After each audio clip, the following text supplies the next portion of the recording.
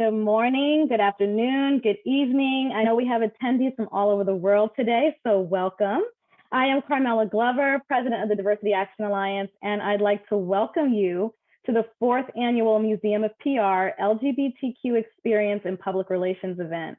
This program remains the only industry-wide collective celebration of the achievements of and discussion of the challenges for the LGBTQ community. And this year, our very relevant topic focus is LGBTQ rights on the line, the role of communicators advocating for equality. Before we get started this evening, on behalf of Shelley, Barry, and the Museum of PR board, I'd like to thank the sponsors that made this event possible. The Grady College of Journalism and Mass Communication at the University of Georgia, Amazon, the Bonnie Yablon Foundation, TV One, Renew PR, Page, SIAC, Mike Worldwide, the Diversity Action Alliance, Robert Wittek, Renee Edelman, Muckrack, and Compro. The Diversity Action Alliance exists to bring together and be a central resource for the world's communications leaders in pursuit of an urgent and critically essential goal: to achieve continuous improvement in diversity, equity, and inclusion in our field as measured by recruitment, retention, and representation in management. As we discuss the LGBTQ rights on the line this evening, we do recognize the spate of legislations being passed that muzzle constructive learning, discussions, and teaching in the workplace and in our communities that could and would help drive acceptance and understanding for marginalized, stigmatized humans. While the Don't Say Gay bill and the Stop Woke Act out of Florida are the most prominent, these discussions have a nationwide impact, and other states have followed suit. Take heart in that these laws cannot change attitudes, and ours is one of pride. Happy Pride Month. This community has long been resilient. Pride and love cannot be legislated, but we do need to be mindful of our power and responsibility as communicators, to be truthful and transparent, to care about all of our stakeholders and lead with courage, to challenge systemic bias and to dispel misinformation with truth and facts. Keep an eye out for the DAA statement on these topics as we serve as an advocate to all marginalized communities. One state's governor could be the US's next president, so it's important that we use our gifts as communicators to change hearts, minds, and behaviors. I don't know if any of you have seen the new Indeed commercial, New Beginning, but please look it up if you haven't. It walks us through the experience of Taylor, who is preparing for an interview. When they walk into the interview, their prospective employer introduces himself and subsequently asks how Taylor would like to be addressed. They share their pronouns or they, them, and there's no awkward pause. There's no microaggressive questions that follow. Wouldn't it be wonderful if we could normalize opening up every question and every conversation by being ourselves? It would eliminate the excuse of I was afraid to make a mistake or say something wrong or I didn't know. I'd love to be able to introduce myself to a room full of new people and it being normal for me to say, hi, I'm Carmela Glover. My pronouns are she, her, and to not feel uncomfortable identifying as a queer Black woman. That's not an unrealistic utopian vision, but one that we as communicators can make a reality. And with that, I'd like to get the program started to hear from the brilliant panelists and speakers today. By the way, this cadre of speakers is one of the most diverse. This program raises the bar every year, so cheers to the Museum of PR. And cheers to the importance of intersectionality. So with that, the next voice you will hear is our MC for the evening, one of my favorite people, the incomparable Ben Fenzel. He's president of Renew PR, a DC communications company that specializes in energy, environmental, and LGBTQ issues. He also helped found the Change Agencies, which is a national network of PR firms. So Ben, if you'd like to turn on your camera, thank you for being our master of ceremonies this evening. And I appreciate you all for having me. Welcome to our program, and I hope you enjoy. Carmela, thank you so much. It's so good to see you here, even if only virtually. I look forward to seeing you in person sooner rather than later. We're going to make that happen. Hello, and thank you all for joining us. My name is Ben Finzel. I am president of Renew PR in Washington, D.C. I am an out gay man in public relations, and my firm is registered as an LGBT business enterprise by the National LGBT Chamber of Commerce. Today, I have the pleasure and the privilege of serving as host and moderator for the Museum of Public Relations annual Pride Month event. Thank you, thank you, thank you to Shelley, Barry, Jenny, Kayla, and the whole Museum of PR team for inviting me to host this year. I'm deeply honored. This year's theme, as Carmela has already told us, is LGBTQ rights on the line, the role of communicators advocating for equality. That's a lot, right? So I want to start with some context. Your silence will not protect you. The poet and author and writer Audre Lorde wrote those words decades ago, and they're even more true today. The writer and producer Lena Waithe reminded us more recently that the only way you really see change is by helping to create it. And the great Harvey Milk told us, rights are only won by those who make their voices heard. As communicators, as journalists, as human beings, we have a responsibility to use our voices for good. That's what I believe. So what is the role of communicators advocating for equality? That's what we're here to address today. We're going to be joined by an amazing assemblage of human beings, truly awesome human beings. I'm so excited to hear from all of them over the next few hours. I hope you'll add your comments in the chat during this event and connect with your fellow communicators and journalists to share your thoughts on this conversation. And share your questions as well, because we plan to have time at the end to hear from you too. But first, we're starting things off with a conversation with CNN senior national correspondent Miguel Marquez. Miguel, why don't you turn your camera on and join us while I introduce you? And I have the custom background. Miguel said on social media he was disappointed that we did not have an actual fire. So there's a rather massive fire pit for you there. So I've known Miguel Marquez since we were 20-something Hill staffers, so 5 years ago, in the office of Congressman Bill Richardson from New Mexico. Miguel is a native of Santa Rosa, New Mexico, and his job working for his local congressman was only the beginning of what is an amazing career. He was a local TV news correspondent and then a national correspondent, including an Emmy-nominated stint at ABC News. Now he's an Emmy Award-winning senior national correspondent at CNN, and he's literally traveling the world. He's right now in Buffalo, which I'm sure we'll get to. He's reporting on wars, families, heartache, disease, mistrust, hatred, division, and how it affects the world around us. In other words, just another day at the office. He's covered the murder of George Floyd, wildfires, COVID-19, Malaysia Flight 370, the first Michael Jackson trial, wars in Afghanistan and Iraq, the 2012, 2016, and 2020 elections, and more. And he's in Buffalo today reporting on what's next in the process on the accused gunman in the recent mass shooting there. I would take up the entire time we have if I did his entire bio. Suffice it to say, he's a truly remarkable journalist in person. Miguel, welcome, and thank you so much for joining us. Thank you very much. That was a very kind introduction. Thank you. Can you talk about what it was like for a gay Hispanic man from Santa Rosa, New Mexico to come out and how that shaped your career? So when we met in Bill Richardson's office, where I came out basically in DC, I mean, I was from a very small town in New Mexico, and moving to DC, meeting and knowing gay people for the first time in my life, it was a mix of confusion and terror.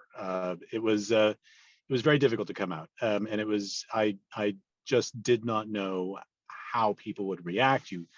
And to be honest, I was such an idiot. I had no idea I was gay. For the longest time, I just thought, oh, it's a phase. I was clearly, it just didn't. I didn't understand it. And then once I did, I could have kicked myself, and probably did a few times.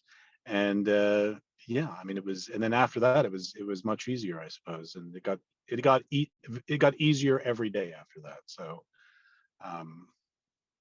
I don't know if I answered your question. Did you ever have a moment when you regretted coming out once you did?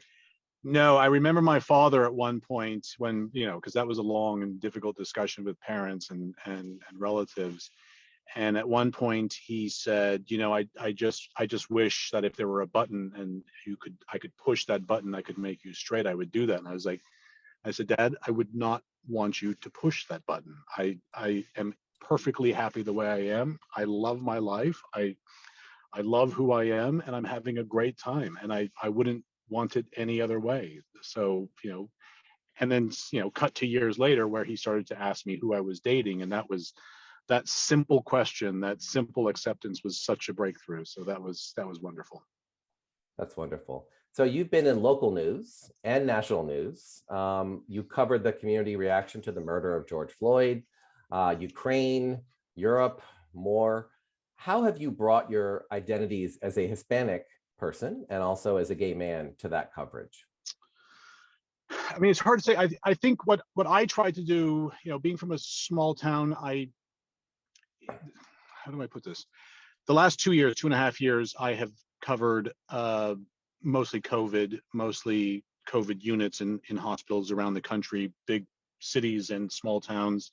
Before that, I was doing politics, a lot of swing voters and swing counties and swing states and seeing what made them tick. I think the thing that I bring to the table is a sense of empathy that I see what others do, and I'm always thinking about story. I'm always thinking about context. I'm always thinking about not only how do I tell this story, but why is the story happening? Not just the facts of it, but what is the motivating factor? And I think maybe being Latino, being from a small town, being gay, always questioning, always unsure, always looking outside, always wanting more.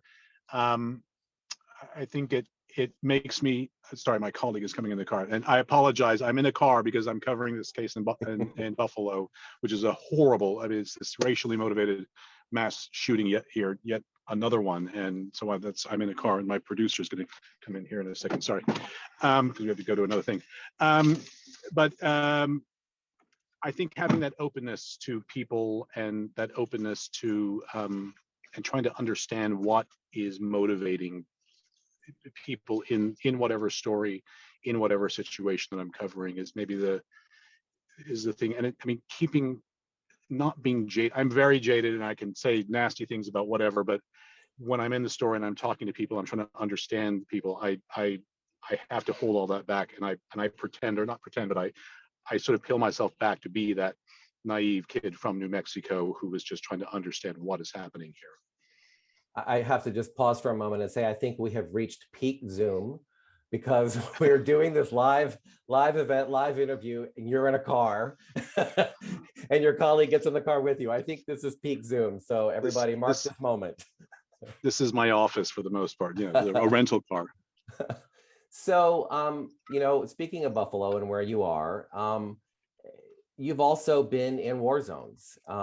What is that like as an out Hispanic man covering life and death, and maybe being worried about your own, mortality in a place like Iraq or Afghanistan or somewhere else? Yeah, I mean, it was a little, I was guarded in Iraq, I have to admit. It was difficult to sort of be completely honest with Iraqi staff, because you don't really know. There's a lot of people who helped sort of keep things rolling there. In Afghanistan, it was difficult because you were always with it was very intimate. You're in with Marines and soldiers, and you're in the middle of hell and damnation, and you're going into battle sometimes, and you're following them around. They have to trust you, you have to trust them, so you want to be honest with them. I mean, there was a very funny story with the Marines. I thought that the Marines are very aware of like how sexy they are, and how and there was a moment where the gay marriage stuff was working its way through Congress. This was years ago, and this big hulking Marine came out as the others were talking about gay marriage and happening in the U.S. And this massive Marine comes out and he's like, "Man, if gay marriage happens, I'm f this, f that. I'm leaving the Marines, f, just being." And then within about 30 seconds, one Marine looks at the other and is like, "So, dude, if I marry you, then we can get marriage benefits?" And it's like. And within about a minute after that, all of them were like deciding to marry up to each other just to get the benefit. So it was as gay as it gets. This was in the middle of nowhere in Helmand Province, Afghanistan, around a fire. And it was sort of the perfect moment about sort of America and where gay rights are right now. It was good. These are all 19 and 20-year-olds. It was a moment. Wow, it sort of points up the issue around why marriage is important. Gee, you sort of proved the point there. I'm wondering, just to go back on something you mentioned before, can you point to a story that you covered that you think maybe was covered differently because you were doing it as an out Hispanic man? I mean, you talked about bringing empathy to stories, and do you think that maybe one of the stories you've covered over the last couple of years, it doesn't have to be at CNN, it could have been ABC or when you were doing local news, but maybe it came out differently, or different things came to light because you were the one doing it? I mean, I think I have a sensitivity to all stories. I was doing one recently on the overwhelming number of people who are addicted to opioids and the high incidence of suicide due to fentanyl, accidental for the most part, and was chatting with one of the people we're talking to who is trans but didn't want to be wasn't a factor in his use of fentanyl and use of opioids, and didn't really want to be identified that way. It caused a lot of family issues for him, but he was part of this story, and just being comfortable with that, I think, is something that he wasn't used to. This was in where was I? Oh gosh, Tennessee, Kentucky, Tennessee, right? Nashville, and he wasn't. He wasn't. He didn't really want. That wasn't a factor for him. So, and he was more comfortable talking to me because I didn't have a reaction. There was no sense of oh, how sad for you or how tough that must have been or anything. That wasn't part of his concern. So it was that sort of stuff I think is important. Wow. Putting people at ease. Yeah. You talked about the workplace being out in the war zone. What's the workplace just in general, the journalist workplace, like for LGBTQ people now? There's a lot of gay journalists at national and local networks, including a few prominent ones that you know. I'm shocked to hear that. How do you balance your identity with your job, particularly when there's so much happening in both places right now? I mean, I don't really think about it day to day. I think it's just, I mean, I live in New York. I mean, we tend to live in cities where it's accepted to such a high degree. You don't think about it. It's shocking how you don't think about it until you have these points in our history, in our existence, where you're forced to think about it. I got married a couple of years ago to my husband, and it's just not an issue. There was one story when I was in local news in Phoenix, Arizona. There was a reporter that had been there before me that I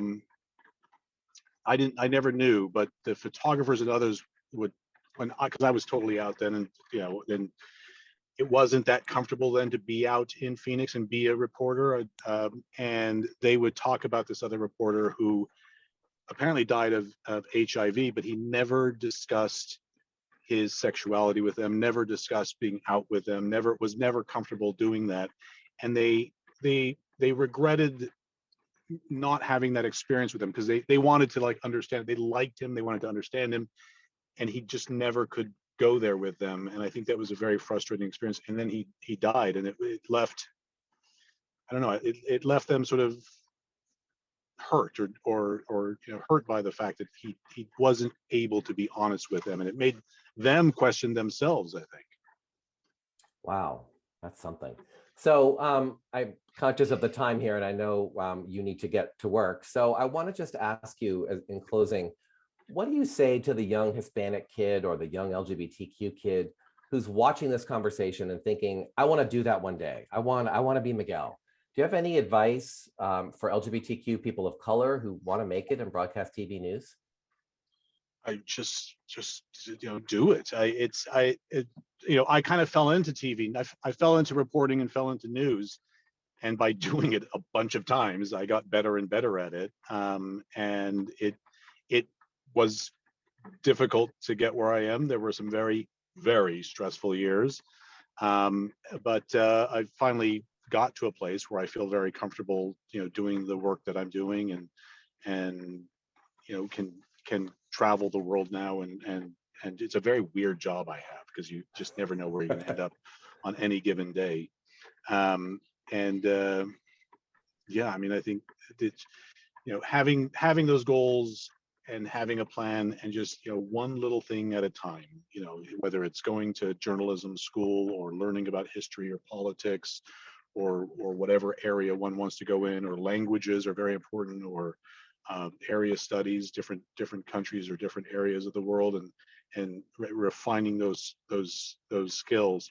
I mean, for me, and I think for a lot of people out there, the most difficult question sometimes to answer is, what do you want?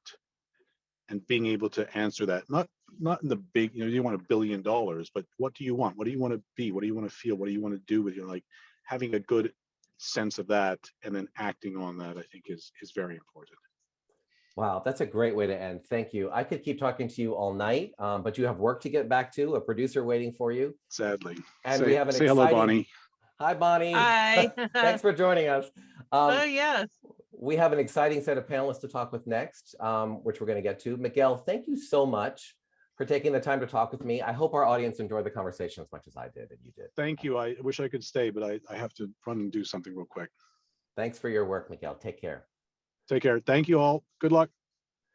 So now it is my honor to introduce a group of communications and journalism professionals who almost need no introduction. These 4 advocates and 1 editor are literally setting the example for others to follow. And I'm excited that they represent different types of organizations and outlets and are all at different phases in their careers. If our first panel of advocacy and media professionals would turn your cameras on and join me, I'll introduce you all while you do that. First, we have Rich Ferraro. He is the Chief Communications Officer for GLAAD and an executive producer of the GLAAD Media Awards. He is a Daytime Emmy Award winner, another Emmy winner, for his work on the MTV and Logo documentary Laverne Cox Presents The T-Word. He worked at Viacom CBS and Fleischman Hillard, where he was a member of FH Out Front, and he was Reagan's and PR Daily's 2021 Nonprofit Communicator of the Year. Oh my goodness. Next is last year's host and all-around amazing person, Kathy Renna. She is the communications director for the National LGBTQ Task Force, and she is a legend in LGBTQ PR, I can say that. She was previously the national media director at GLAAD, I see a theme here, and the New York office media director at Fenton Communications. She founded Renna Communications and then co-founded Target Q, where she continues as principal today. And Shin Inoue is here with us. Shin is the Executive Vice President of Communications at the Leadership Conference on Civil and Human Rights and the Leadership Conference Education Fund. Totally relevant to what's going on right now. He was previously an appointee in the Obama administration at the Department of Homeland Security and in the White House Office of Communications. And he worked on Capitol Hill for Congressman Jerry Nadler, all right, and also in the Washington Legislative Office of the ACLU. And Jared DeWeese is with us. Jared is the Deputy Director of Communications for the Climate and Energy Program at Third Way. And full disclosure, I work with Jared a lot. He began his career as an intern in the office of Congressman John Spratt from South Carolina and worked at the Rubin Museum of Art and the Hillary for America Maryland State Team. And he just got his master's degree, congratulations, from AU in political communications. And the journalist on this panel really doesn't need an introduction. Tracy Baim has done it all, from reporting to editing to helping bring the gay games to Chicago in 2006, which is how I met her. She is president and co-publisher of the Chicago Reader newspaper and co-founder of Windy City Times. She is in the NLGJA Hall of Fame, the Association for Women Journalists Chicago Chapter Hall of Fame, and the the Chicago LGBT Hall of Fame. She's written or edited 13 books. Amazing. And I should note that even though that seemed like a lot, those were extremely, almost painfully abbreviated versions of the bios of our panelists. We decided we wanted to focus on their words and not their bios. So go check them out online if you want to know more about them. They're all amazing. So let's get started. Thank you all for being with us today. So I sent around a question for all of you, which you kindly answered, and I put it together in a blog on the Renew PR website, which anybody can go check out at renewpr.com/insight. The question was, what is the role of communicators in advancing equality? And you all had really terrific answers. To get us started, does anyone want to elaborate on that? Sure, I'll kick it off, Ben. Thank you again for inviting me to be a part of this, and thank the Museum of PR. I unfortunately wasn't able to answer this question, but I think, you know, as a Black gay man in my field, what I bring and what I hope to bring to my work from those identities is authenticity. And I think that's the most important part of living your truth. And that's one of the things I think we all learn, or hope we all learn as we come out, is to be authentic. And if you can't be authentic in public relations, you might as well get out of the business. Well said. Shin, do you want to chime in? Yeah, one, happy Pride Month. Excited to be here. I think I talked about how the fight for equality is intersectional. And I saw something on social media today. It was funny because for those of you who don't know, May was API Heritage Month. So the tweet was basically, if you're Gaysian, you get 2 months of celebration. And obviously this month is in addition to Pride Month. is also Immigrant Heritage Month. And as the child of immigrants, it is particularly nice to be able to celebrate both Pride and Immigrant Heritage Month. But really, and a lot of the work we do at the Leadership Conference now looks at how everything intersects, that voting rights isn't just a person of color issue. It impacts everyone. That justice reform impacts LGBTQ. So all these different things, I think it's important for us to recognize, and it's been great to see how groups that aren't traditionally LGBTQ or have that as part of their focus are part of the struggle and are speaking out and are willing to stand with their colleagues and friends across communities. Definitely. Tracy, you had a really interesting answer to this question. Do you want to, I don't want to put you on the spot, but do you want to chime in? Yeah, to me, the stories that we tell as we do the movement they're equally important. Having started covering the community in 1984 in Chicago, the gay media in particular played a vital role in communicating what was happening in real time. So it really was the first line of coverage in our history. And that's been validated in many ways by the school children and others who use our archives. And I think the best example of that is Rebecca Mackay for her book, The Great Believers. She used the Windy City Times archives of 1985 to tell this straight woman that was a kid during that era, used those archives and interviews with people from that era to tell a really authentic story about how AIDS impacted Chicago in 1985. So the stories we tell are those breadcrumbs for the future generations that likely straight or gay or LGBTQ will not learn our stories in the classroom, thanks to don't say gay type laws. So to me, the documentation of the movement, whether that's media or movies or whatever it might be, is just as important so that we can learn and kind of respect the prior generation's work. Sort of, maybe we should have a museum for PR as well. Gee, I don't know. Rich or Kathy, do you want to chime in? Sure, I'm happy to jump in. And I just want to say for the record, I have all my toys on the other side of my desk, Tracy. I've got quite a collection there, and I see that GLAAD Media Award. Yeah. I see that GLAAD Media Award in the middle. When I answered that question, I mean, I answered it kind of in two parts. One is about the importance of visibility and representation and how they really matter. And I'm sure Rich will expound on that.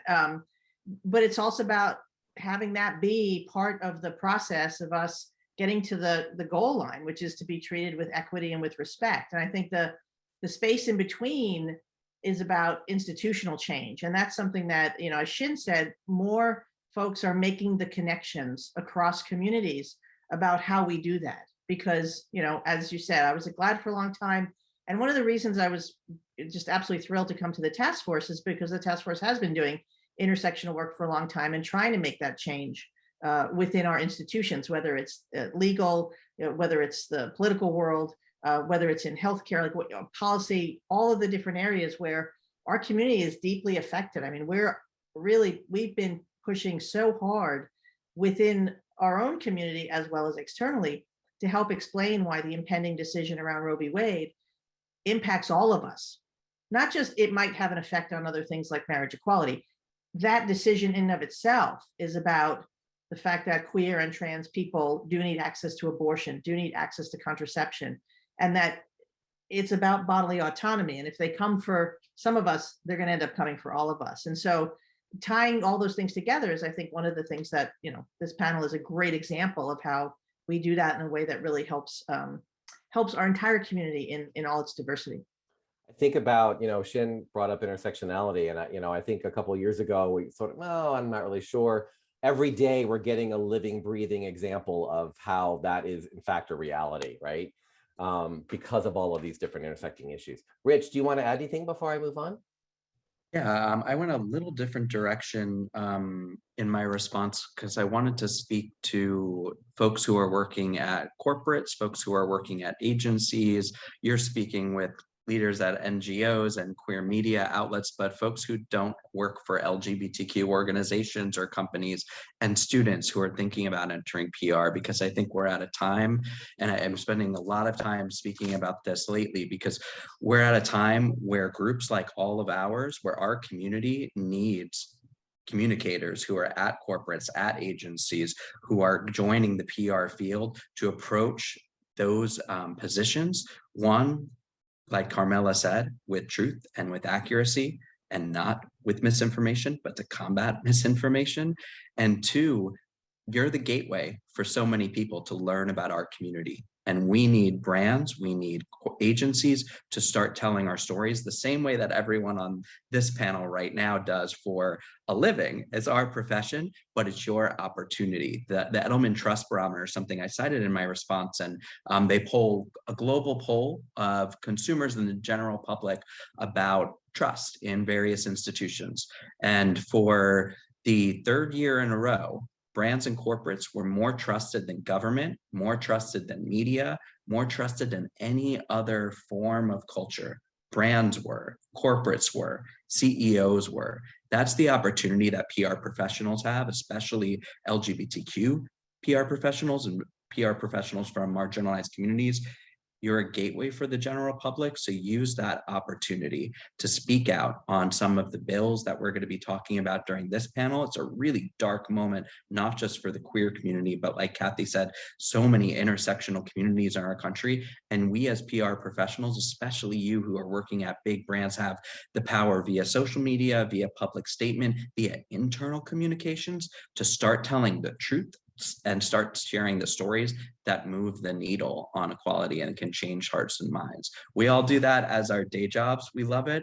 But I'd love to start seeing our friends in corporate or at agencies start doing the same. It doesn't just have to be reactive either, but start thinking about, we're in Pride Month, so I'm sure you all have your Pride plans, but what are your plans to include queer couples around Father's Day or Mother's Day or Black History Month or AAPI Heritage Month, like Shin said earlier? Think about how you can use your own roles to include LGBTQ people and start enlightening the various publics that you're reaching. So next year, we're sending all of you mics so that you can drop them, because that's what you just did. That was awesome. I also wrote that at a business conference in Davos, actually, where I was just really frustrated as an activist and a comms professional, hearing all of the talking points from companies about how good they're doing.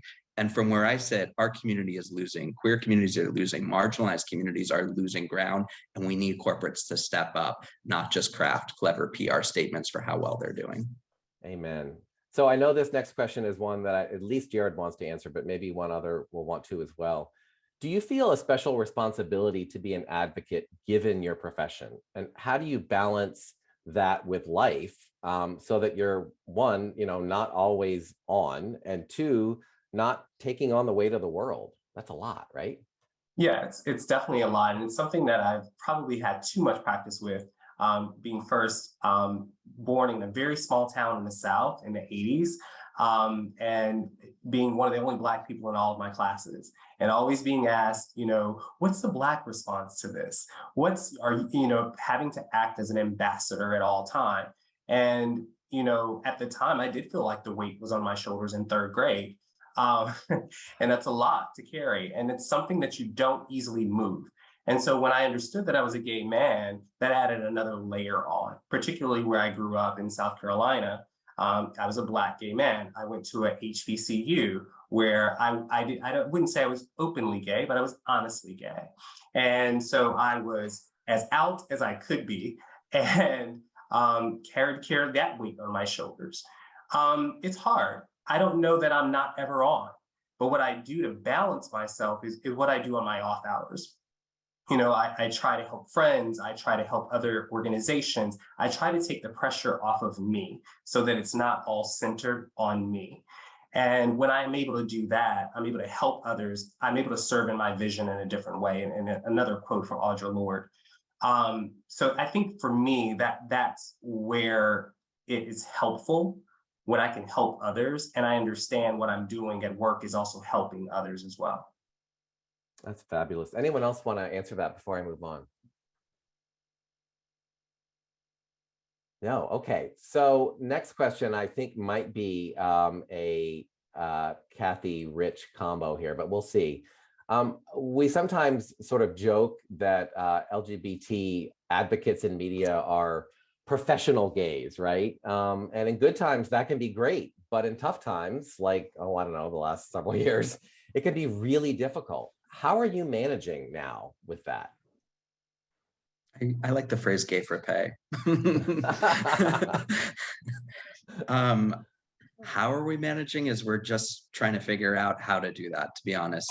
We have a lot of younger staff members at GLAAD who are tasked with working on, and just like at other queer organizations too, some of the most demoralizing and dark stories. And when news hits, GLAAD's work is to jump on those news stories, work with the journalists, send out statements, not just from GLAAD, but from various queer people who should be in those stories, and try to make sure that the folks who are reading those stories, the end user, get the right information and get the right messenger. That could be really difficult when you're working on nearly 250 anti-LGBTQ bills. And what I try to do is make sure that my staff is taking comp time, taking days off, making sure that they're turning off, and that we have an on-call system so that they're not always on call, but that someone can be there, because the folks on this panel are, most of it, we're the front lines for journalists who are covering these issues. And it's up to us to make sure that the biggest media outlets or the local media outlets, which sometimes that's even more important, are telling our stories fairly and accurately and reporting on some of these gross bills properly, because the other side is trying to use clever talking points and really manipulate the stories. But in some cases, for some younger staff members at GLAAD, like, they're defending their own humanity, and that's their job. And that can be incredibly taxing and exhausting and demoralizing. So we try and make sure that self-care comes first. I always say, if you're not willing to take something on, please raise your hand. No questions asked. We'll take that project off your plate. There's enough work to go around. To just make sure and to check in with folks as well. I find that's really helpful, is to check in one-on-one with especially junior staff and see how they're doing. And also recognize that if folks are trying to take on all of the projects, take some of them off and know when to say no. We get a lot of asks for help from other organizations, from individual activists, and from major brands who can afford to pay specialists, but they still come to us asking for handouts. Kathy, I know you feel that too. And I got a lot of great advice to say, it's hard for me to say no when queer people are asking for help and when they have a powerful story to tell, but we can't tell every story. So what we've started to say is, I can help you if you can do this. If you can write that pitch for me, I might be able to get it into the hands of the right person. If you could write that op-ed for me, I can take a look at it and give you feedback. But we can't tell all of the stories out there that deserve to be told right now. Kathy or Shin, do you want to add anything?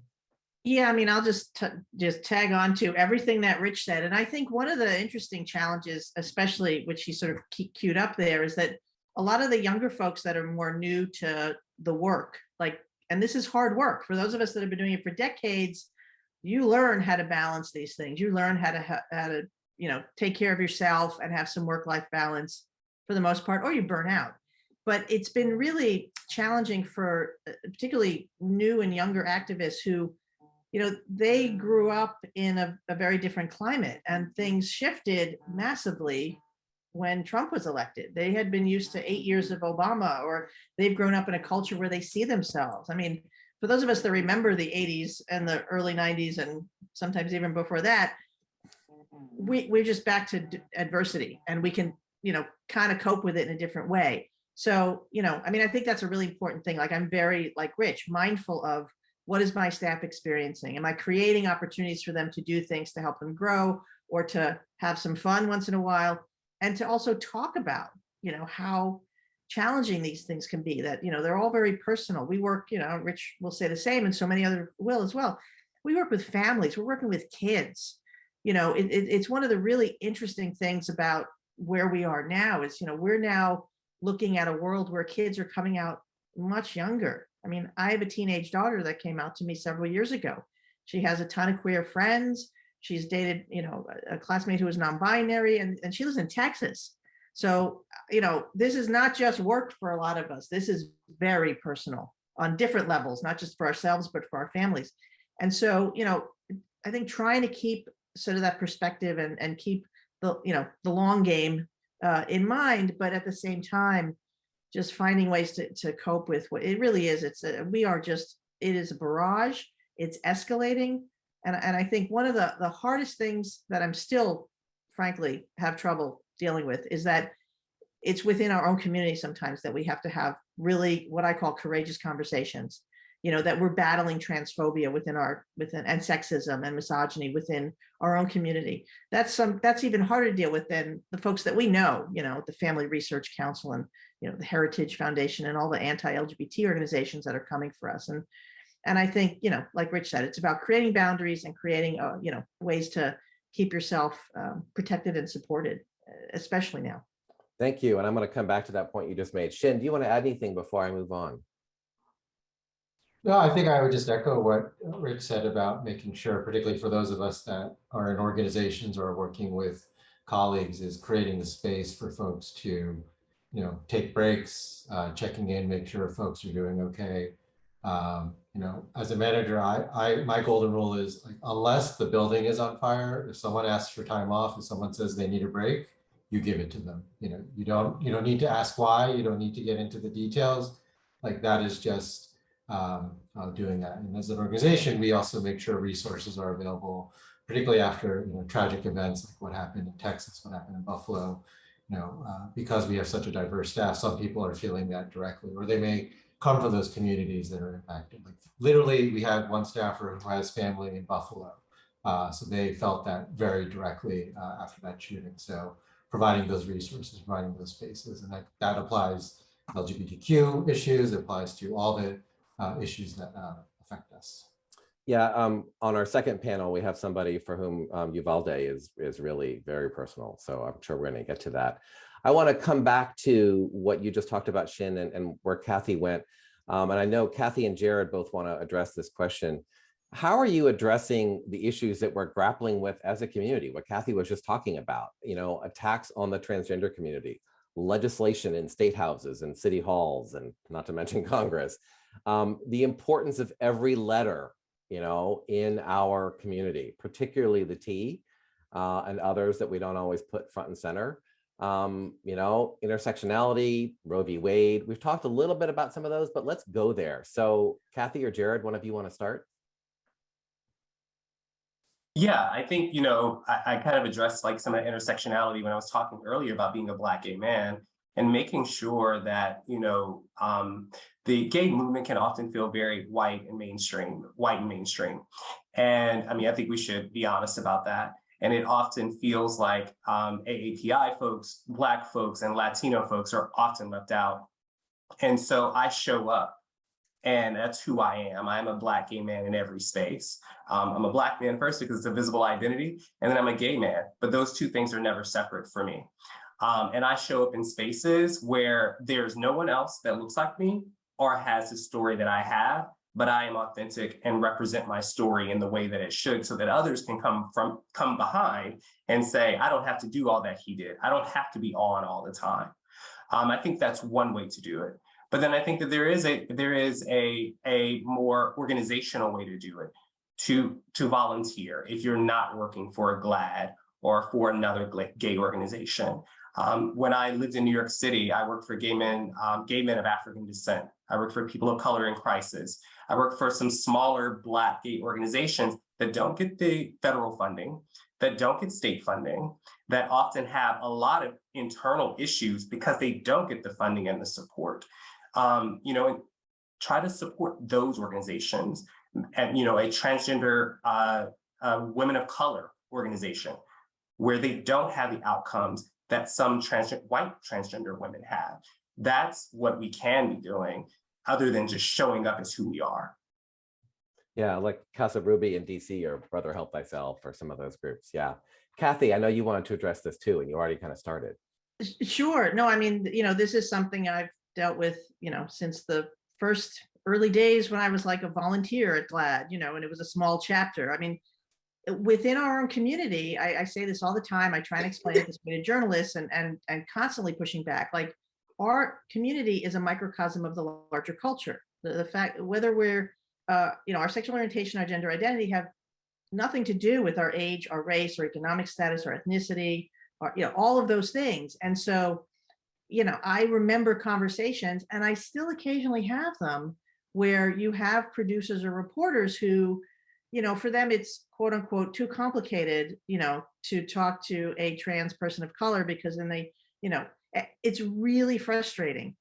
But it's most frustrating when it's our own community. And again, we're just, let's think about it. It's 2022. You want real talk? We are just starting to see queer people of color heading up our national organizations in a substantive way. And I know because I work at one. And let's think about the fact that we now have to deal with issues like whether it's donors within the community or whether it's media who are just not as responsive, or even openly not responsive, to wanting to sit down and talk to or meet with my executive director because she's a Black woman, and because she's bisexual, and because she's pansexual. And that's what our community needs to deal with. I mean, I've been carrying this torch forever, and I always have people ask me if I'm bisexual, if I'm part of the leather community, like they ask, and I'm like, no, I'm like a vanilla lesbian. That's it, like, and they don't want to understand that if you look at the numbers, at least half, if not more, if they're honest, people in our community identify along the spectrum of bisexuality. But we don't talk about that because we live in a culture that uses sex to sell everything, but we don't want to talk about it. I mean, you look at our movement and how we were a sexual liberation movement, and well, we are much less that now. We're more mainstream. And there's got to be some balance there somewhere, because I think we're starting to see it, pop out. Like, and Pride is the perfect time to talk about it, because, you work with any large Pride organization, you're going to have folks who are going to want you to have more corporate sponsors that are responsible in the way that Rich talks about. And you're going to have folks who don't want any corporate sponsors. You're going to have folks who want the cops to march. You're going to have folks that don't want the cops to march for a lot of reasons that, we're talking about here, around trans folk who don't feel safe, around people of color that don't feel safe, and trans people of color who really don't feel safe when they see, fully armed to the teeth police marching in uniform, or, what I always joke, in New York City, the corrections officers would send the white bus that they used to take people to Rikers to have it by the parade. And we were like, it scares the heck out of folks, because guess what? A lot of those folks get taken to Rikers in that bus. Not a good look. It's not a good look, right? Exactly. But I think at the end of the day, like, that's our responsibility, because we are the communicators, not just to the external world. We are communicators within our community. I want to go to Tracy, because Tracy, I think you have a story to share, and I'm not sure if this is a widely known one or not, but I want to think about the contributions of LGBTQ people in communications, PR, comms, journalism, all of that. I think it could be really empowering after all of this, like, reality that we're just sort of hit with here. I think it could be empowering for folks to hear a story. So why don't you tell us the story? Yeah, and I'll also put a couple links in. I did a book called Gay Press, Gay Power that looked at a lot of the early LGBT media pioneers. There's two folks I wanted to call out. One was Henry Gerber, who 98 years ago started the first gay rights organization in the United States in Illinois, the Society for Human Rights. And they put out two publications of something called Friendship and Freedom in 1924 and 25, before the police shut them down and he lost his job and all sorts of other crises happened. The kernels of that story eventually led to Henry Hay starting the Mattachine Society. And then Kay Tobin LaHusen, who just recently passed away, and her partner Barbara Giddings were media pioneers in the 60s and 70s. And Kay's photos, she was really the first photojournalist of our movement, are still used today to document that work in the 1960s in Washington, D.C., Philadelphia, New York City, against the American Psychiatric Association, American Library Association. So those two people, three really with Barbara Giddings, they really documented a movement that the mainstream was ignoring or vilifying. And that's why I say even today, it's so important to know those stories. So I'm going to put a couple links in the chat for books I did on both Barbara Giddings and on Henry Gerber's included in the Gay Press, Gay Power. We have to remember our pioneers. In 1984, when I came out of journalism school, I couldn't work in the mainstream. So I chose working in the gay media. It was chosen for me. I have no regrets, but I could, we have one life to live, I would say to people. And don't start your career in the closet. Don't continue your career in the closet. Don't end your career in the closet. If you can at all possibly do it safely, be out starting today. We have one life, and I have no regrets that I took this gay path. Wow, that's amazing. I want to stay with you just for a minute, Tracy. What is your advice for other LGBTQ communicators, journalists or PR folks like us, in navigating careers, either the beginning of the career or somewhere along the way? Do you have any tips for them? Yeah, I think what I just said, I would say that I can't imagine doing work in the communications field without it being from an authentic place. How are we telling other people's stories if we're hiding something in ourselves? It comes out in the work. I've seen it. I've seen journalists that lost their careers because they could not figure out a way to navigate being out. One of the saddest stories is during the 1980s when the Chicago Tribune had several reporters or writers of some kind who had HIV/AIDS, and their obituaries didn't tell that story, that they were closeted in death, right? Sally Ride came out after she died. Her partner consciously outed Sally with her permission after she died. And so to me, I know there's a lot of people that aren't in safe places, like I'm in Chicago, or what careers you chose, but you got to analyze what it would be like to live that truth in a job. And if the job you're in now is not that, it's a good economy right now for the moment, switch that job, because nothing is worse than trying to hide something, whatever that is, of who you are truly and being in the field of communications. The hypocrisy will crush you. Yeah, really. I think at least Jared wanted to address that as well. Yeah, I mean, I kind of started the session with that same thing, Tracy. I definitely agree. It brought a story to mind. My undergraduate degree is in theater, and I'll never forget that my grandmother, who was a paragon in my life, she's a pillar of the community. If you think of Diane Carroll in Dynasty, that's my grandmother. But she did not really, like homosexuality. And I was in a play in college, in undergrad, Blues for an Alabama Sky by Pearl Cleave. For anyone who's ever read it, it's a wonderful place. In the 1920s, people like Richard Bruce Nugent, Langston Hughes come to mind in this play. And I played a gay character, a former gay prostitute, actually. And when I played that part, it was the first gay character I ever played, I felt my soul sink, because I was able to speak the truth of my ancestors, my Black gay ancestors. And my grandmother was in the audience one evening and she cried. And she said, I want you to play more roles like that. And for me, that was affirmation, to live my life openly, unafraid, unapologetically. And that's the thing I would say to people, to your point, you can't do any job if you can't do it authentically. And if you can't search within yourself and find that authenticity, people will find it out. Wow. Okay. You all keep dropping the mic. I don't know what to do here. We need to be sponsored by Kleenex for the tears here. That was amazing. Thank you. Kathy, I know you wanted to add something. Just real quick, because I'm not going to even try and add to what was just said, because it's all absolutely true. I would say one other thing, though. It's that you do these things with the understanding that you carry with you a responsibility. You're not just a PR person. You're not just a journalist. I mean, you are an educator, and you have to know that that's part of the gig. If you're going to do this, and you're going to carry your identity into the work that you do, that you have to be willing to have conversations with folks. And, I always say I feel like something is successful if someone says to me, I never thought about it that way. And I would get emails like that after being on Bill O'Reilly's show. And I would show them to people and say, see, this is why I go on Bill O'Reilly's show.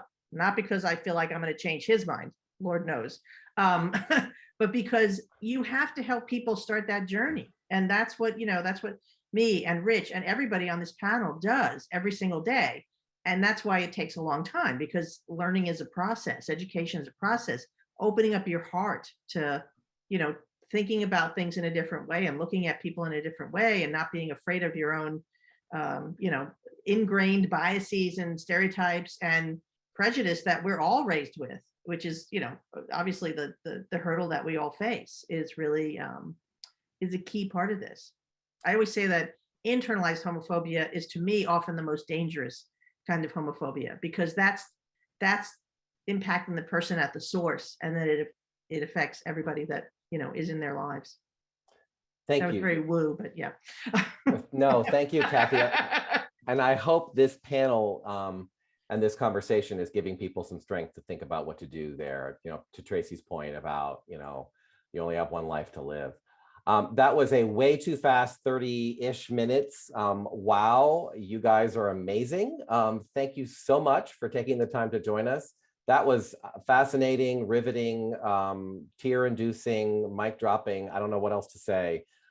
It was fantastic. Thank you all so much. I invite you all, those of you who can, I know Kathy has a Pride event to go to, but I invite those of you who can to stay with us for the remainder of the event and be ready to join us for the Q&A at the end. So now we are missing our next special speaker. So we're gonna, Charlotte Clymer. So we're gonna give her a chance to dial in, and we're gonna move right on to panel 2. So another great panel, and it is such a privilege to have the next group of special guests with us today. They represent corporate, which Rich was just talking about, agency, also part of our conversation, and media organizations. And they include people at various stages of their careers as well, which I think is really important. I'm so happy they accepted our invitation to join us for this conversation. So panel 2 participants, if you please turn your cameras and mics on now, I'm going to introduce you and do my best with your amazing bios to not take too long. But I want to start out with the journalist on this panel, Ebony Bell. Ebony is a business owner, speaker, and trailblazer. Yes, I can say that. She is the founder and editor-in-chief of Tag Magazine right here in Washington, D.C., which she started 10 years ago after seeing a lack of LGBTQ women represented in local publications. Over the past 5 years, Tag Magazine has been named top 25 LGBTQ-owned companies by the Washington Business Journal. Ebony was recently featured in Forbes magazine as an inspiring Black entrepreneur changing our world. Welcome, Ebony. And we also have Travis Parman, and he said yes when I asked him to join us, thank God. Here is the summary of his career, the short summary. General Motors bankruptcy, GMAC rebrand to Ally Financial, Pulte Homes during foreclosure crisis, Renault emissions cheating allegations, Nissan executive misconduct and C-suite overhaul, App Harvest startup to IPO, forging a new sector in sustainable food. Oh my goodness. Beyond working multinationally, he is a globally mobile professional with expat assignments in Europe and Asia, and a member of the Arthur Page Society, and a PR Week 40 Under 40 winner, and a founding sponsor of Nissan's LGBTQ plus affinity group. And he lives now in Kentucky. So that's going to be great perspective to have. Welcome to you. Next up is Yvette Lopez Freeman. She is Director, PR and Corporate Communications, Warner Brothers Discovery, Turner Sports. And her career is all of the letters. She served in senior communications roles at GSMA, IHG, UPS, and Sony Mobile Communications. And she was a managing supervisor in the Austin office of Fleischman Hillard, I see a theme, where she was a member of FH Out Front with Rich and me as well. She is a member of the City of Atlanta LGBTQ Advisory Board and the PRISM BRG membership chair for Warner Brothers Discovery Atlanta. Very cool. Welcome to that. Andy Slaughter is next. He is a New York City-based communications strategist on Amazon's global workplace communications team. He was recently named one of 20 PR rising stars in North America. Very cool. As part of the Observer PR Rising Star List 2022. He was previously a vice president at Burson Cohen & Wolf, where he co-founded and led the firm's LGBTQ ERG in North America, and also served as North American communications lead for WPP Unite, which was the cross-agency community for all of their affinity groups. Welcome, Andy. And last but not least, Corey Law rounds out our panel, and Corey has the best backdrop, I think. He's an account manager at Vested, where he supports clients that span the financial spectrum from investment consultants to cryptocurrency. He was previously at Peppercom, excuse me, I'm talking too much, and Red 7, and earned a BA in communication cum laude from, excuse me, the College of Charleston. And he lives in New York City. Welcome. Very glad to be here. That was a lot. And those were the short versions. We have some really smart people here. I want to start with the same question I started with before. And that is, I sent around a question, which all of you answered, which was great, which I put up on the blog at renewpr.com. And the question was, what is the role of communicators in advancing equality? And you all had some really good answers. To get us started, who wants to elaborate on their answer?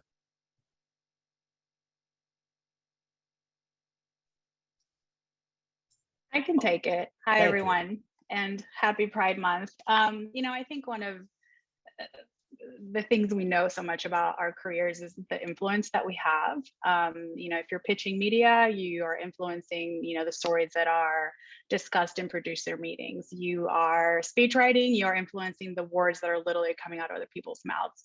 I think it's our responsibility to advocate for LGBTQ rights and the rights of others and use that influence to our advantage. So we know how to communicate, we know how to pitch stories, but more importantly, we influence influencers. And I think to me, that is just one of the greatest responsibilities and blessings almost of what we do here. Thank you, Yvette. And you have a lovely backdrop too. Anyone else want to chime in on that? Everything Yvette said, of course, and something simple for me. I probably have the shortest quote on the blog because I'm short and to the point. And visibility is the best form of activism. I say it all the time. And I think that's exactly what we do as LGBTQ communicators. We bring visibility, we bring representation, and we share important stories that sometimes aren't being told in mainstream. And I think that's probably the best thing that we do is we bring visibility to our community. We bring visibility to causes, and we are making a real impact because of it. Thank you. Travis, I think you had an interesting answer. Do you want to elaborate a little bit and then I'll move on? Well, I think it's really important for us to remember because so many of us have been out for so long that that symbolism of being out really goes a long way to helping advocate to implement policies for equality for all. I really liked one of the things that Yvette said, and it reminded me when we were first getting started in the mid-2000s at General Motors with more diversity. The affinity group just wanted the CEO to say gay because it never had happened in the history of General Motors. And so sometimes I think we forget those simple things, but our job really is to help others find their voice and to help them amplify that voice as communicators for DEI. Talk about don't say gay. Wow. Corey or Andy, do you want to add anything? Of course. Yeah, Corey, you go. Yeah, go ahead. Go ahead. I was just quickly going to say, agree with everything everyone has shared. And for me, advocacy really is, the perspective and the point here to drive home. And that's advocacy internally. So if you're at an agency or working in-house, right, thinking about how you can advocate for your groups, your communities through affinity groups. And you don't have to join one. You could also think about the way you're speaking to clients, the way you're pitching the news, right, connecting with reporters. And some of us have already mentioned that already today. Externally, either agency side or in-house, we are shaping and influencing Fortune 500 companies. So whether it is how we're building those programs from scratch in-house, how we're finding those intersectional voices that are of color, right, that are LGBTQIA, that's really important. And I think agency side, remembering that, our role is not just execution. It's to help our clients think through how to be most inclusive, knowing that we are intersectional people. Awesome. Corey. Here. I will say, echo everything everyone has said. Ebony not only has great quotes, but a great Lego set. I have the same one on my desk as well. But yeah, I think for me, the sort of guiding philosophy is that it is not about me. It's about our clients. And from the agency perspective, that helps from a client management perspective, but then also from the sort of foundational like marketing communications philosophy as well. It's not about me and sort of what I like the messages that I feel our clients should be saying. It's about the voice of the consumer. And it's most often when we're talking about DEI with our clients, it's about the people who are not in the room. So doing the research and really sort of, believing that advocacy is also amplification and, trying to get more places at the table by building the chairs, I guess. Oh, nice. I like that. And I want to just point out, Corey, in your introduction, I pointed out you're from South Carolina. It is completely accidental that we had two people, one on each panel from South Carolina. We just got lucky, but I think it's very cool. No, I think it's, I think it's an interesting perspective. And I know we'll kind of get to this about this whole idea of, the power of storytelling. I think one of the things that I was struck by was I think Tracy was talking about this like breadcrumb philosophy of stories as breadcrumbs. And I think growing up in the South, and then, you know, sort of having the culture shock of moving up to New York City is has really sort of, from a cultural and like deep eye-opening perspective, really shown the power of stories. The stories that people grow up with can really impact the way that they see the world, and is the root of sort of a lot of the things that we're talking about. But yeah, I mean, I think it's yeah, I mean, it's what are the odds? Multiple South Carolina folks. Hi, Jared. Awesome. I want to go to Yvette because she said she had a really good story for this. I'm wondering what, and others can answer this as well after her, what has your experience been as an LGBTQ person in this industry, in communications? When did you come out, and what have the differences been for you between being out and being in? Yeah, thanks. I think this will resonate best with this group here, since we're all communicators, but through my coming out journey, what I learned the most was the power and effect of controlling the narrative. I was extremely nervous coming out early in my career, you know, 21, 22-year-old. I was very scared of my own skin. I was just starting to come out at large after my mom read my journal, which we'll say for another time. But really, I sort of started testing different ways of coming out to colleagues, you know, from bold and excited versus shy and apologetic. Obviously, with bold and excited working out best. You know, and I was met with support from mentors, from colleagues. Some people even started sharing their stories, right, about a gay brother, or, you know, somebody else in their family or in their group of friends. So it really, I was finding affirmation and acceptance there that I was not receiving elsewhere. And I leaned into it. You know, I was a Fleischman Hillard at the time. I was part of our Hispanic PR practice group, and Ben had the bravery to launch the LGBTQ practice group, FHR, from which I did join, as you mentioned. So I just kind of leaned into my Mexicanness, my Latinidad, and my gayness. And I think that authenticity that came with it is what's helped me in my career. I used that to become a community advocate. I've served on the National Board of Governors for the Human Rights Campaign and for many other LGBTQ organizations, Latinx organizations, specifically in the South, where I think there's a need for that kind of support and leadership. So I just, you know, what I wasn't receiving somewhere else, I was receiving in my career. And somebody mentioned earlier, you know, if you're not authentic, it's going to come through in your writing and in what we do. And so I think, you know, just it helped me become such a much better professional. I wasn't in the closet as a professional for very long. I still sweat it when I come out to people here and there, but definitely, you know, my output is better. I enjoy the work more, knowing that I can be out, that I'm out, and that I have allies. And I will just add a personal aside that you flourished when you came out, and I watched it up close and personal, and it's just been amazing to watch you build your career. So I just have to say everything, all yes to all of that. Anyone else want to add to that? Ebony or Andy? Hard to top that, I know, but sure. No, I'm happy to also jump in. You know, that talked about a narrative. I feel like getting ahead of that narrative was important. I actually came out pretty early in college, and 18, but you know, the narrative was tomboy, right? And I was like, kinda. So also like coming out, and let's be clear, like you know, my presentation is very much a masculine and center woman. And usually most of the time, just me existing is coming out. Obviously, I don't want to say, you know, we don't want to judge a book by its cover and how people look, but I would probably say a lot of people knew that I was queer before I knew that I was queer. But I run, you know, a lesbian and queer women's magazine for 10 years. And so essentially, I am a professional gay. Like, it is my job to do that, right? I need to get that on a t-shirt, by the way, professional gay in our tag shop. But it's exactly what I do, and telling our stories, and of course, all of that. But as far as really coming out, I think authenticity, again, like you said with Yvette, is when things really started to open up for me. I came out at 18. I was fired from my first job because I was gay.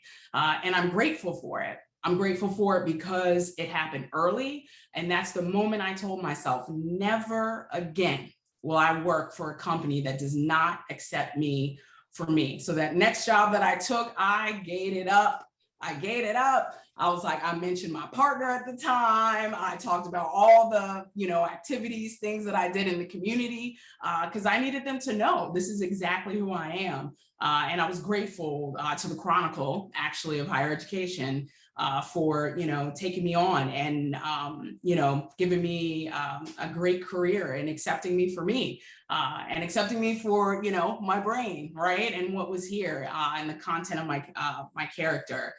So that was just a small part of my journey, but I think the key word here is authenticity. Period. When you have that, it is amazing the things that gravitate towards you. And it's amazing the people that are watching you, because you never know who's watching, who needs to see you and who needs to hear you. Wow, you guys just up the ante every question. It's funny, you said you gated up, and I thought of something. I had the opportunity to be a presidential appointee in the Clinton administration. And I was going through the process, and you have to do the interviews and the whole thing. And I was going through it with a friend, a straight female friend. We were both in the same office, and we were going to go to the Department of Energy. And I was like, now I want to make sure that you guys put me down on the list as an openly gay appointee. And I was, this was 1998, right? There wasn't really a list. It was before the Victory Fund was really doing that stuff. And my friend was just laughing at me, and she was like, what the hell? I think they got the message, And I was like, I want to make sure. So I totally, I hear you with that. Anyone else want to answer that question before I move on? Sure, I can share some of my thoughts. I feel like my experience has been so different. I came out later in I guess my life, and I guess my short life, but I was 23 years old, right? And I actually came out at work before I came out at home. And in fact, it was through an advocate in the workplace who supported me, who kind of had conversations with me that allowed me to really do that and come out to my family. And it actually was what led me to create an ERG for my firm. We didn't have one, even though we were a large global company. And, I've seen that ERG group grow and grow over the years and become accepting and inclusive of the people who work there. But I share that only to say that the power, I think, of, allyship, as well as just of like supporters throughout the way, community members, friends, allies, is just so important, I think, in the work we do. And, we talk so much about, the group that's ahead of us, Gen Z, for example, right? Where we know that 1 in 6 is now LGBT. And I think about the power that our communications is going to have in, being those supporters and how we work with media or how we communicate, but also just being those people every day on our channels, checking in with our colleagues and things like that. So that's a little bit of mine. And, I guess for me, it's all about, again, advocacy and that allyship. It's funny that you said that 23 was coming out late, because think about the generations before us, and 23 was early, right? For a lot of us. That's right. I want to ask a question similar to the one I asked the first panel, but slightly differently. And for any of you, and maybe we'll start with Travis or Yvette, how should we respond to the challenges of life right now, like all the stuff that's going on, right? And I mentioned Uvalde, and Yvette, you were the one who mentioned that to me. But so how do we respond to that? Well, we're also thinking about our careers and our focus on our jobs. And, we talk about bringing our whole selves to work, but what happens when that means speaking up about these assaults on our lives and the lives of people we care about? Yeah, it's so hard because this stuff is so tiring, right? And you're talking about it at home, you're talking about it, for us who are advocates and in the community, like you're talking about it there, but you still bring it to work.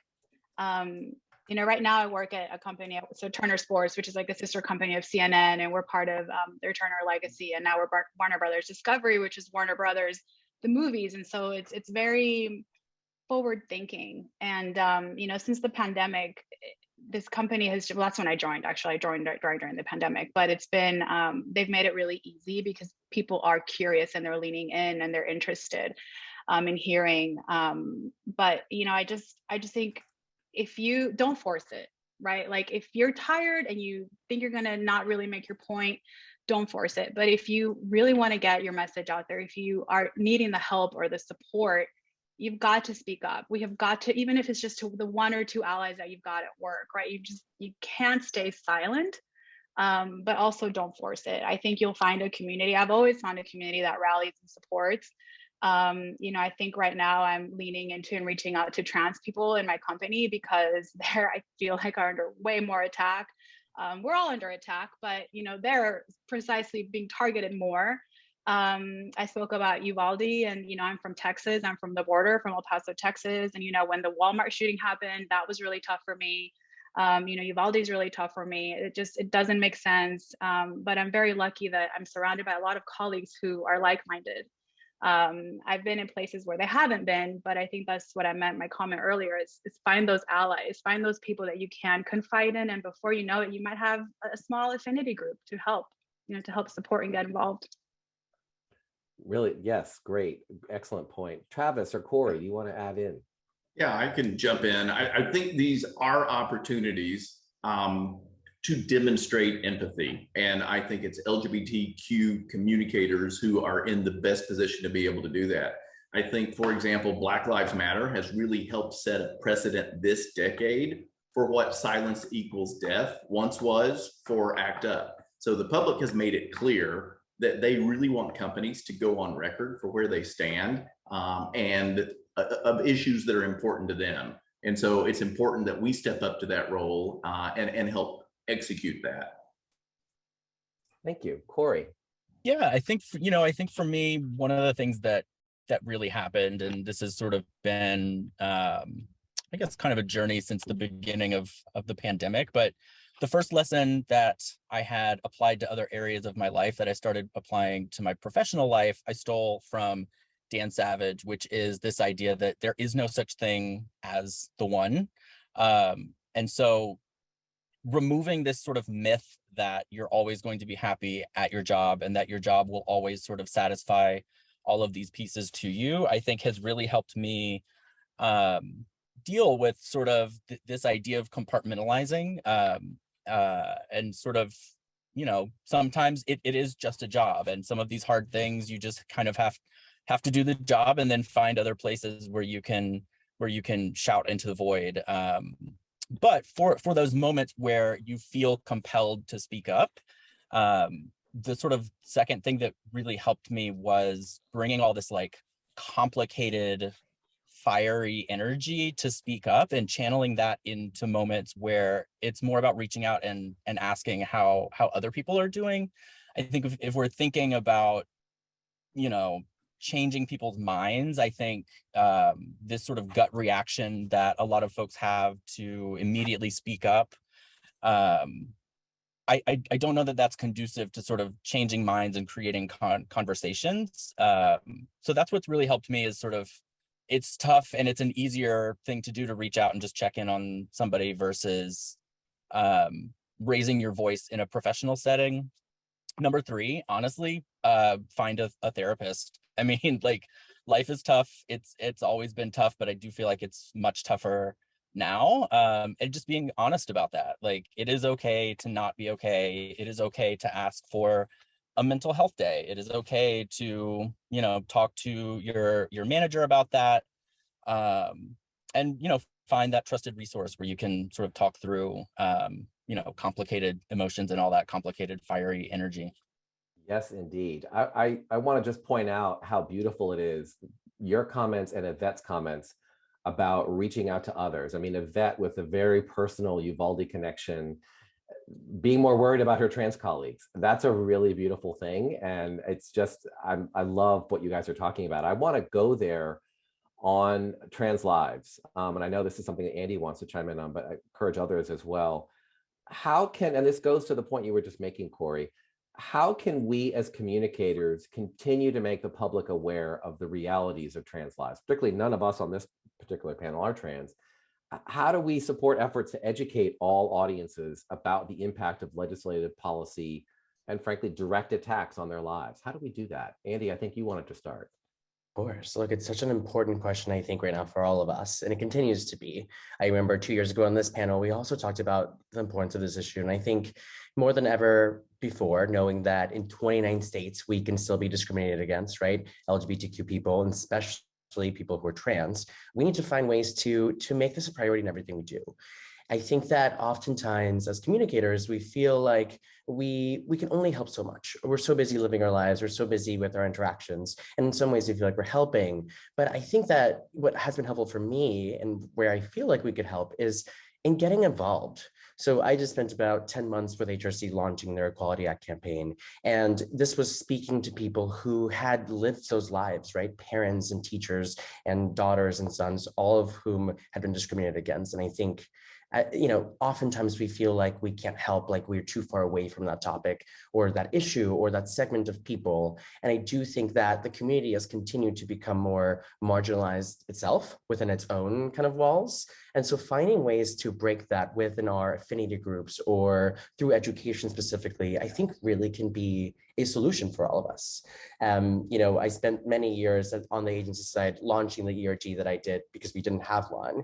And in 2020, when we were seeing so much unrest for the Black community, we were also seeing a lot of unrest for the Black trans community. And it was at that time that we actually launched pronouns across all of North America. We didn't have them. And we used that as a way to talk about trans lives and to start thinking about different identities and personalities, right? Breaking away from binary notions of gender and sexuality. So I think whether internally you're working with your ERG, externally you're thinking about ways to get involved with organizations like HRC, FEC, Land and Legal, or even if you're reaching out to local groups, there are definitely ways, I think, to get involved. And it doesn't have to be the most monumental thing. It all just starts with, getting involved and taking a step forward. Thank you. Anyone else want to add to that? I find when people in the workplace ask me, why do we use gender pronouns? I think that's such a win because somehow I've created this safe space where they can ask me that. And, I'm teaching others why that's important. I've hosted a panel at Warner Brothers Discovery, which got acquired. I'm still used to the new name. And I had my panelists start with their pronouns. And I don't think that had been done in the company before. So it's even those small things, right? Like even if you introduce the notion of pronouns, people think that because we've achieved marriage equality, it's all good. They forget all the anti-LGBTQ, especially anti-trans legislation that's out there. I'm in sports, so I try to, know your audience and tailor anti-trans bills for girls in sports. So, just kind of keeping up to with current events and offering yourself to teach others how to be an ally is important. Thank you. I love that. Travis, I think you have a story that's sort of relevant for here, the one you told me the other day. Yeah, and like Miguel said when he was explaining it, that in our day-to-day, many of us don't think about being gay and the impact of that, the impact of being out and what it means, but we need to. Because I had been so busy just being me and doing my thing that I didn't realize. We started an ESG, an affinity group at Nissan. And we got some good participation in it. It was a couple of years into it before I really realized the difference it could make, though, because there was another fellow who mentioned to me in a round table, he said, I was uncomfortable being out at work until Travis started this group. And I could see that an executive could be out, could be successful in this role. And he had, in that time, really come out himself, flourished, had gotten a couple of promotions. And I had never thought that our activity would have that sort of impact on someone. So just being out, just being yourself, creating an environment that you want to live in, sometimes we forget the impact that can have on others. There's a quote that I love that says, and I don't know who originally said this, but it was, if you want to live in a world where you can put your partner's photo on your desk, put your partner's photo on your desk. And I think making sure that we do that in our daily work lives means more than sometimes we realize. That's wonderful. I want to ask, and I'm just thinking of something that Ebony said earlier about presentation and how she presents and assumptions people make. I think many of us, all of us, some of us have experienced the pink ceiling, the purple ceiling, the rainbow ceiling, whatever you want to call it. I think sometimes LGBTQ folks are seen as lacking leadership or gravitas in the workplace. We're not tough, right?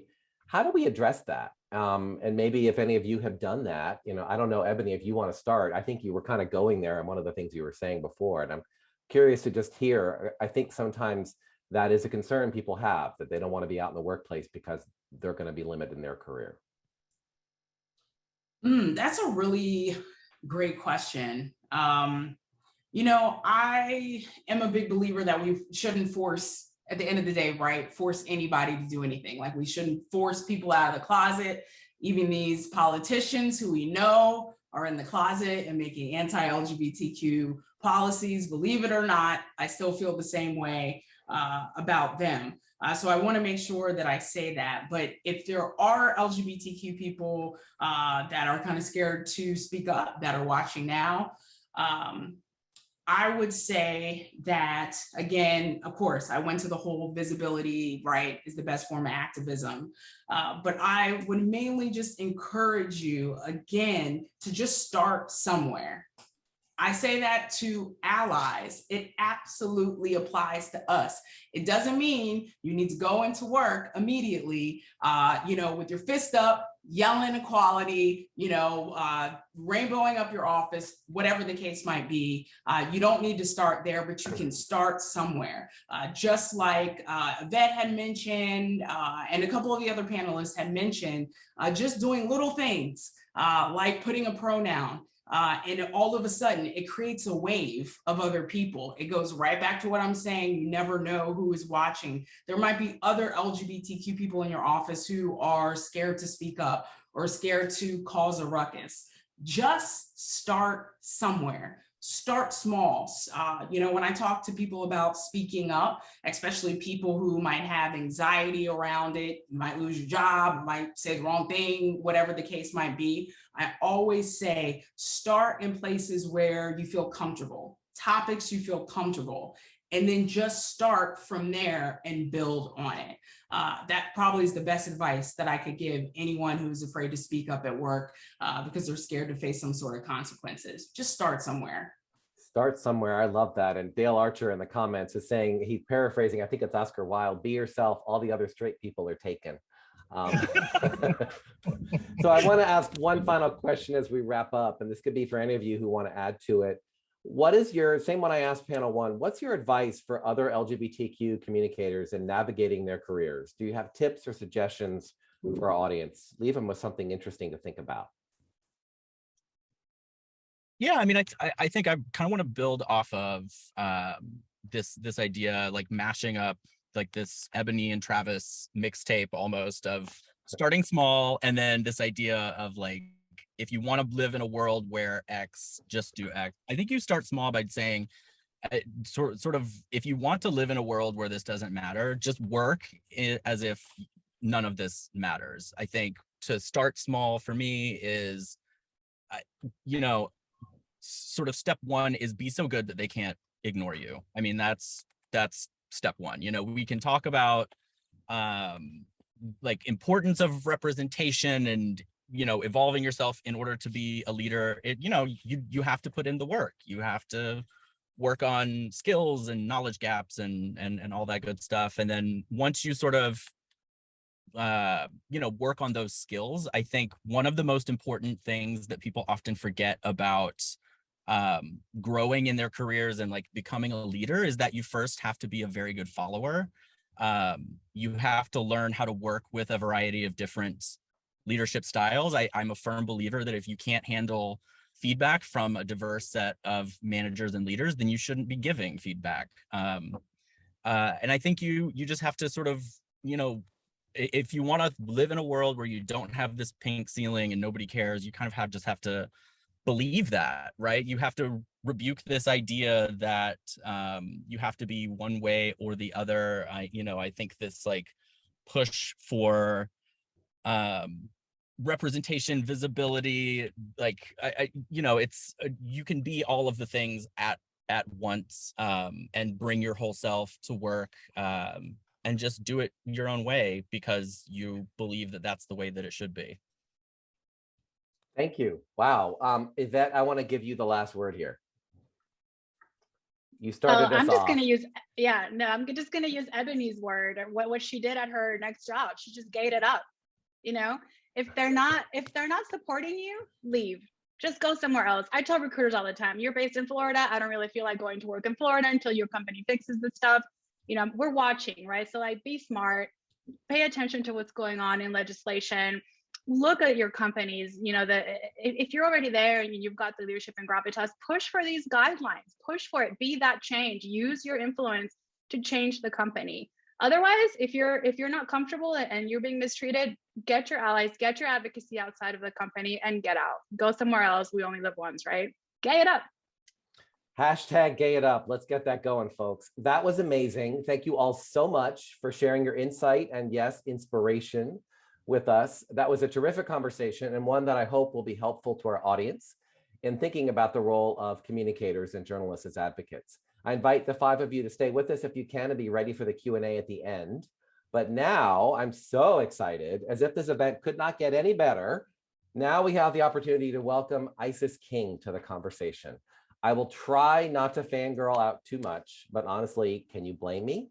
Isis, if you could turn your camera on and your mic on while I introduce you, we'll be ready to go when I'm finished. I'm doing a short version of your bio. We could be here all night if I did your whole bio. Oh no, you can make it quick. That part makes me so uncomfortable. Okay, I'll do the quick version. So Isis is an American actress, influencer, and humanitarian. She was living in New York City at the Ali Forney Center for LGBTQ homeless youth and rose to fame on the 11th cycle of America's Next Top Model, the first woman of transgender experience to compete in the 11th cycle, the 17th cycle, the All-Star cycle. You may remember her. She's a model, she's an actress. We're gonna talk about With Love. Oh my God, I'll try not to make the whole show about the Amazon show With Love, but anyway. Well, you can do that. We have season 2 we're about to start filming, so I know. She's also an ambassador for GLAAD and for the LGBTQ Center. And I want to note it was Rich Ferraro of GLAAD who invited Isis to join us. So thank you, Rich. And Isis, you use your voice. Rich. Yes. He's the only person. He's like, can you do? Okay, it's for you, Rich. I'll do it. That's pretty much, yeah. Isis, thank you for being here. I know you're just going to spend a couple minutes with us, but I'm just thrilled that we get to talk to you. There's so many things I could ask you about, but I want to start with your thoughts on the role of entertainment in educating and inspiring the good in us. You know, I mean, how is Hollywood doing? Your show With Love is an amazing example of that, but how is Hollywood doing it? What else is needed? I mean, well, I always like to say, you know, the more opportunities, the better. We live in a world, right, where so many people learn things from TV, scripted or non-scripted. So given trans and non-binary people and just the queer community, that representation can be helping educate someone new, whether it's someone in a community who is looking for maybe a tribe or to kind of get the aha moment or how to navigate that, but also people who might not otherwise get the opportunity to, say, meet someone who's trans. So maybe instead of, say, those stereotypes you're used to seeing from back in the day, maybe you will see Soul or Jorge Jr. in With Love on Amazon Prime right now.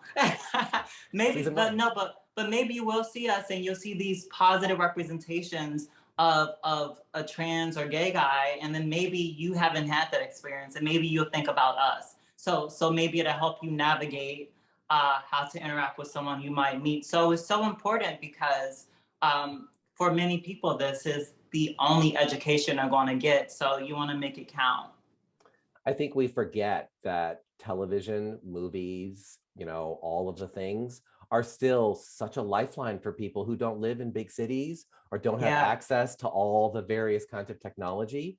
I mean, you might be it. You might be the only person that some kid in somewhere is exposed to, right? That's an amazing and powerful thing. Yeah, it first happened, I would say, right when I got off the show, Top Model in 2008. I told the story like a million times, but it really impacted me. It was December 2008, and this young gay kid told me that he was about to commit suicide, but seeing my story helped him realize there was a light at the end of the tunnel. So I always share that because for me at that moment, I looked at that message on MySpace. So, you know, it was a long time ago. And I was just kind of taken back, like, wow, I was just on this show being myself. I was just being authentic. I had no idea it would have an impact on someone to help them realize that there was someone out there like them, no matter what the background is, to help them not kill themselves. And for me, in that moment, I realized the power and the responsibility I had as a public figure to always just kind of be open and honest and share, and hopefully it help people to continue to want to live and also not just want to live, but want to thrive and to help make their legacy as well. I, on behalf of that little boy or person, whoever that was. Yeah, I'm sure he's grown now. Yeah, I thank you for being here, and thank you for being that person for him, because that's an amazing thing. I want to just build on what you just talked about. I don't know if you hear this ever, but I think other people, you know, in Hollywood and in all the various fields that you're in, get this comment. I'm wondering what you say to people who say, you're just an entertainer, just act, you know, don't share your views with me. I don't want to hear that. Just entertain me. What do you say when you hear that, or if someone says that to you in social media?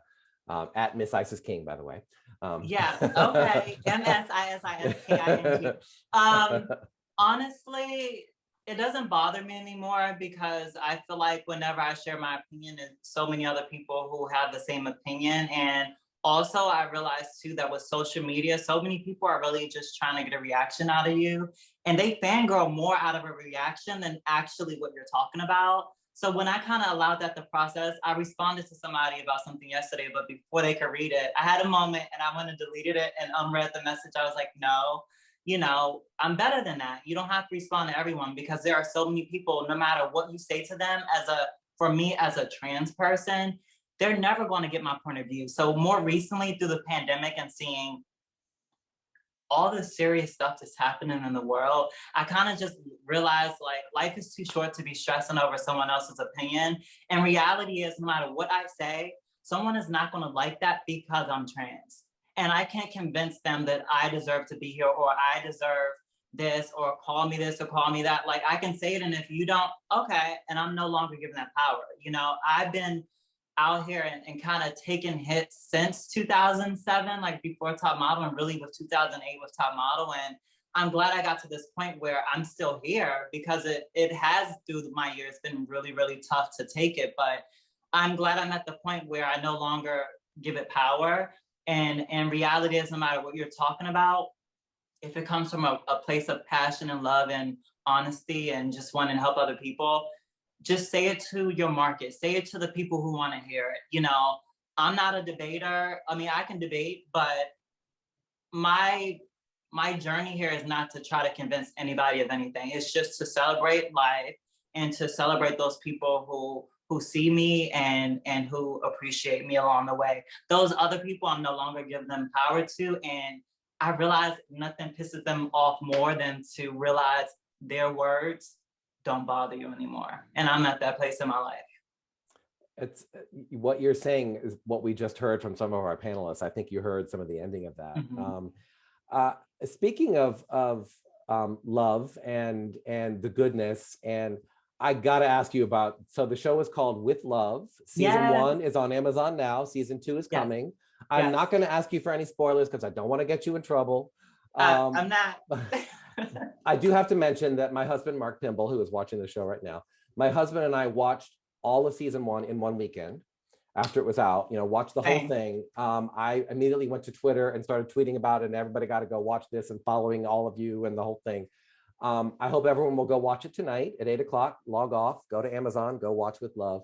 But just explain a little bit about what the show is about and why it's relevant. You know, tonight we're talking about LGBTQ rights on the line and the role of all of us as being advocates for equality. Yeah. How does the show really, you know, how does the show match up with that kind of vision? And talk a little bit about that. Well, our show creator, Gloria, is just a visionary. You know, she's always elevating voices of marginalized people, Latin, Black, trans. She's one of those people where she just really loves people, and you can really tell through her passion of writing and acting and producing as also the showrunner. The show centers the Diaz family, specifically Jorge Jr. and Lily, their siblings. I play their cousin Soul, and it's a show about love and family and acceptance. Each episode in season 1 represents a different holiday. So you see this family kind of evolve through the year and how they celebrate each other along the way. I feel like it's a timeless show. So hour-long comedy, you know, and it really just celebrates love and family. And I feel like in these dark times, Gloria made it during the pandemic because it was such dark times. And this show really makes you feel loved and feels like a warm hug. It's an easy show to watch for everyone. And you will leave it feeling happy and hopeful, hopefully.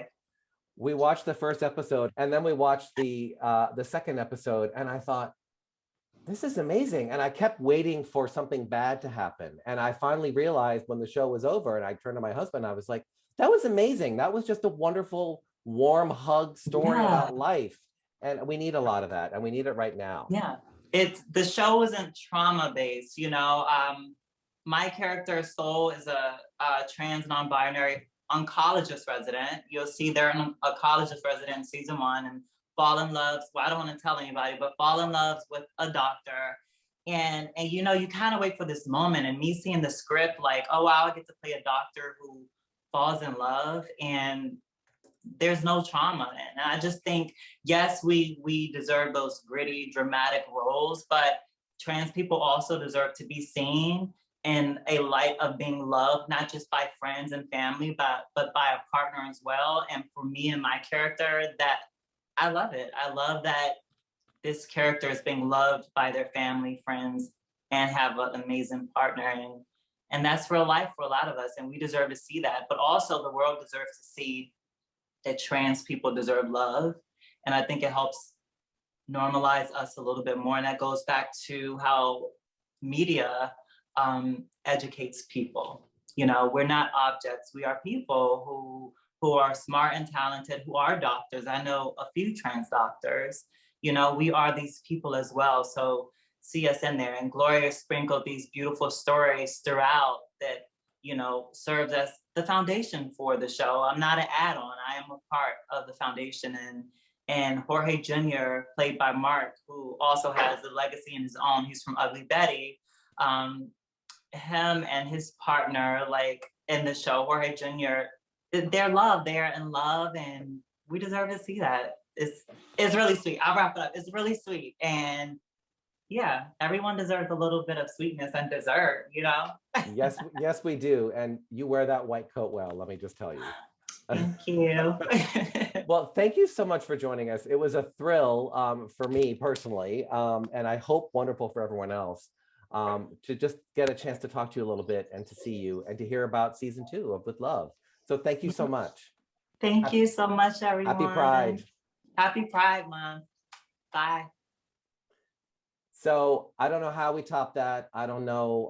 I feel like we should just end the show, but we have so much more great stuff to get to. So I'm really happy to hear that our friend Charlotte Clymer has joined us. We had a little hiccup there, but it's all good now. So I'm going to introduce her. She was one of the first people I actually asked to participate in this event. Charlotte is the former press secretary for Rapid Response at the Human Rights Campaign and the former communications director at Catholics for Choice.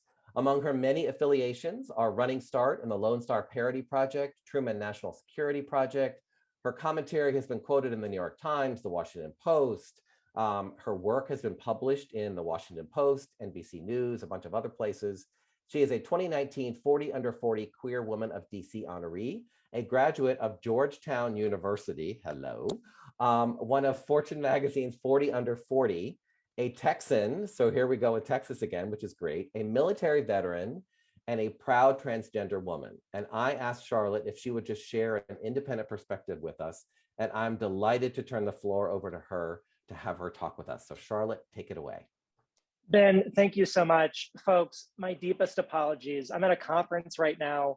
We went on this scheduled hike, which took a few more hours than it was supposed to, and then we couldn't get a ride back, and then we didn't have a cell phone signal. Anyway, I just got back. I'm really sweaty, but I'm here, and I am so honored to join you all for this important conversation. When Ben asked me to be part of this, I was honored, of course, and I was trying to think of maybe the central problem of LGBTQ rights at the moment. And I honestly believe the central problem is simply the public education piece. I know so many people who support LGBTQ rights who somehow are unaware of the horrible state of equality in this country. The fact that in 30 states, an LGBTQ person can be discriminated against in housing, credit, public accommodations, jury service, education, healthcare, goes on and on. We have no federal non-discrimination protections beyond Obergefell and Bostock. That's it. We have marriage protected and we have employment discrimination protected, but that's not enough. It's not enough for any person who's LGBTQ and is refused housing specifically because their landlord doesn't want to rent to LGBTQ people. And that's happening in 30 states right now. I think not enough Americans know about that. And the polling reflects it, by the way. A couple of years ago, Reuters asked two questions. The first one was, do you support LGBTQ non-discrimination protections at the federal level? And about 3/4 of respondents said yes. And that is consistent in the terms of polling over the last, I would say, 5 or 6 years. Almost every poll that's put out in terms of do you support broad LGBTQ equality, almost every poll says about 70 to 75% of American voters do. Now that's great. But here's the second question that Reuters asked, and here's the one that gives me heartburn. The question was, are there federal non-discrimination protections for LGBTQ people? And half of respondents said yes. Half the country believes that it is illegal for a landlord to refuse to rent to an LGBTQ person. That is a failure of awareness. It is a failure of the public education piece. And the more I see, I would say, our elected officials who are certainly reticent in recent months to push back against this anti-LGBTQ hatred, the more I believe that our central problem is figuring out how to educate people without the obvious leadership component that is currently lacking in our federal government. So here's our job as communicators right now. And I think, most of you watching this would agree with me, is that we have to figure out a way to convince media that these are issues worth covering, first of all, that they are paramount and that they are deserving of the kind of care and attention that any other hot political issue would have. And second of all, is to convince our lawmakers to have the courage to stand beside us. I will tell you this, as a trans woman and as a proud American, as a proud Democrat, I have felt heartbroken over the past 3 or 4 months in watching the responses of many lawmakers who supposedly support LGBTQ rights, but how they respond to anti-LGBTQ actions. So, for example, in Texas, with Governor Abbott, who basically ordered state agencies to investigate the parents of trans children for providing them medically sound gender-affirming care that's endorsed by every major medical association. And he's going after the parents of trans kids for doing that. And in response, we did have some Democrats who spoke out. President Biden, of course, better our work in Texas. We had a lot of Democrats who did speak out, but there were a lot of Democrats who didn't. There were a lot of Democrats who didn't speak out over the don't say gay, don't say trans bill in Florida. There are a lot of Democrats who haven't spoken out against the heinous, ridiculous, completely nonsensical laws that would ban trans kids from participating on sports teams. We don't have enough Democrats speaking out against the resurgence of laws that target trans people in terms of documentation. Oklahoma, for example, recently banned people from changing their birth certificates. Can't do it now. Trans people in Oklahoma have no recourse to have the legal documentation they need to avoid violence and discrimination in Oklahoma. This is a problem nationwide, and it is rolling and being funded by people who have no scruples, no shame whatsoever. So when we have communicators who are progressives or Democrats in the larger space, maybe they're not LGBTQ, who aren't paying attention to that trend, we're going to get into very dangerous territory. And that's what scares me. Here's what I'll leave you with. I think that there has been a reticence on the part of Democratic lawmakers because they feel that upholding LGBTQ affirming values would somehow distract from economic issues. They think that if they just ignore Republicans are going to stop talking about this in a couple months or maybe next month. They're not. What's actually happening is that Democrats are leaving this enormous messaging vacuum that allows Republicans to come in and keep ratcheting up the ante. We're going to see, even more horrific things than we've seen already, especially in the fall with attack ads that start to come out and play off of that transphobic fear. So what my message to Democrats, to progressive communicators, really to Democratic lawmakers everywhere and communicators as well, is to not leave that vacuum open, to not let that vacuum exist, to fill that space with public education about trans and LGBTQ issues broadly, to fight for the values that we believe in, and to understand that the American people will stand beside strong leadership, strong, confident, well-informed leadership. At least give them that choice instead of ceding this ground to Republicans and conservative communicators. We got to do better.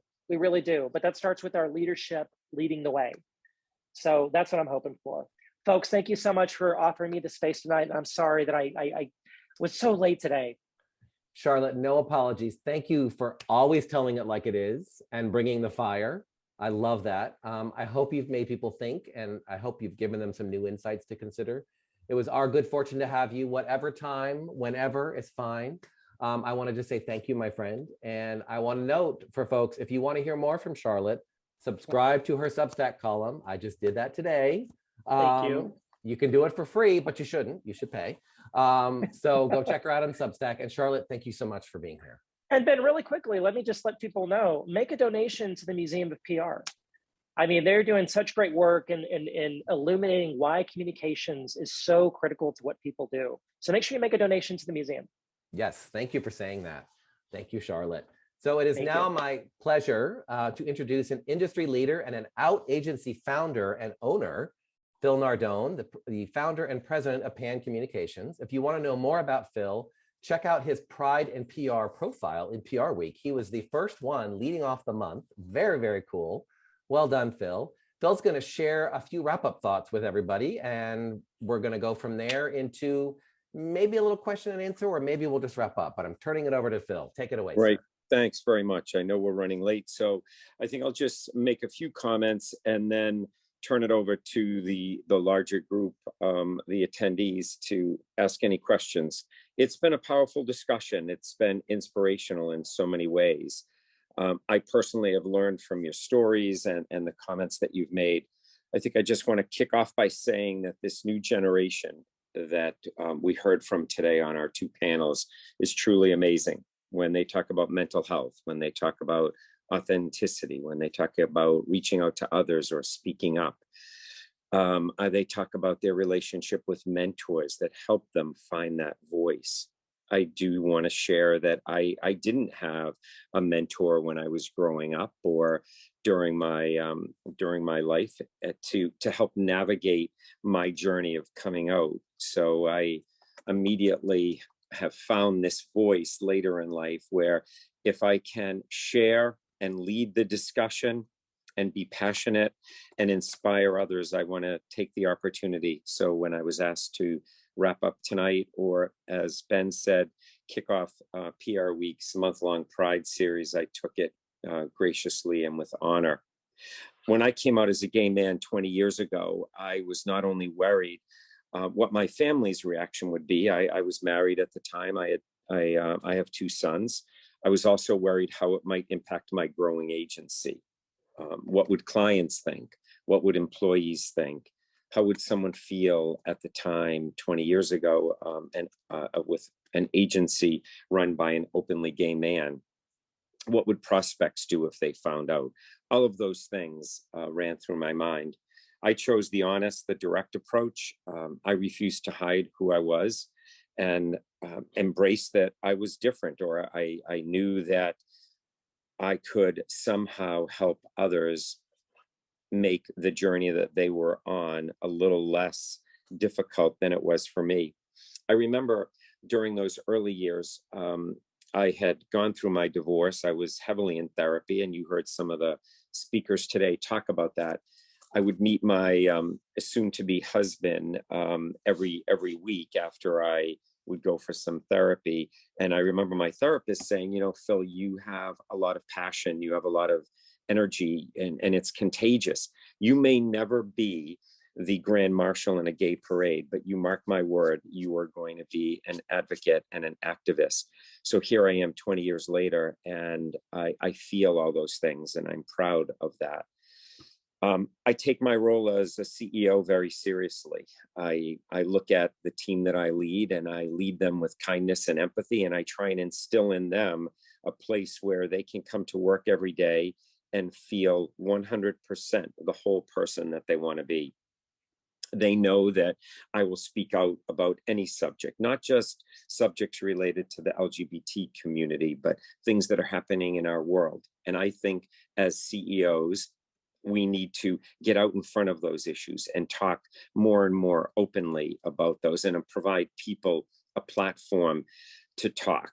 So whether it's Black Lives Matter, Asian hate issues, or the Don't Say No, Don't Say Gay bill in Florida, I host a series of Zoom calls with anyone in the PAN organization to talk in a safe zone about how they feel about those topics and what we can do collectively to make those topics matter and to push them forward.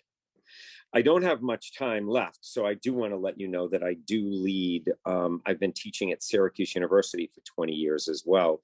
The past 2 years, I've added to that 2 HBCUs, and I'm adding a third this upcoming fall. The reason why I do it is I really want to help inspire that next generation, and that's happened.